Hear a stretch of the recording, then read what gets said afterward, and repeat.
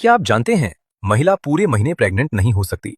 असल में पूरे मेंस्ट्रुअल साइकिल में सिर्फ कुछ ही दिन ऐसे होते हैं जब प्रेगनेंसी की संभावना सबसे ज्यादा होती है।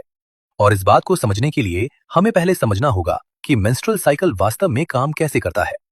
सबसे पहले आते हैं पीरियड्स। पीरियड्स दरअसल मेंस्ट्रुअल साइकिल का डे 1 होते हैं। यही वो समय है जब यूटरस की पुरानी लाइनिंग टूटकर ब्लड और टिश्यू के रूप में शरीर से बाहर निकलती है। आमतौर पर यह ब्लीडिंग 3 से 7 दिन तक रहती है।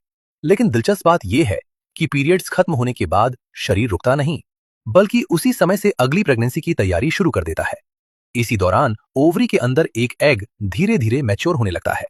आमतौर पर अगर किसी महिला का 28 दिन का मेंस्ट्रुअल साइकिल है तो ओव्यूलेशन अक्सर पीरियड्स शुरू होने के लगभग 14 दिन बाद होता है। उदाहरण के लिए, अगर पीरियड्स 1 तारीख को शुरू हुए तो ओव्यूलेशन लगभग 14 या 15 तारीख के आसपास हो सकता है। इसी समय ब्रेन से एक हार्मोनल सिग्नल आता है जिसे LH सर्ज कहा जाता है। यही सिग्नल ओवरी को ट्रिगर करता है कि वो उस मैच्योर एग को रिलीज करे।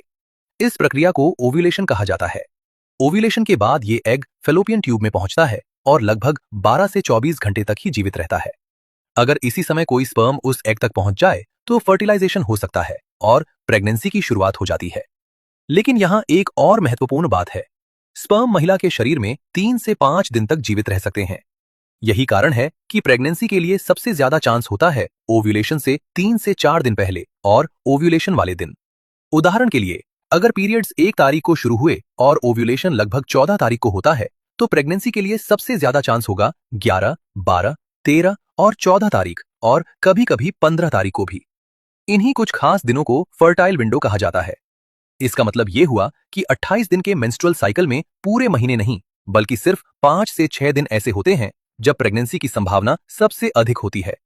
हालांकि हर महिला का मेंस्ट्रुअल साइकिल अलग हो सकता है, इसलिए ओव्यूलेशन की एग्जैक्ट तारीख भी हर किसी में अलग हो सकती है।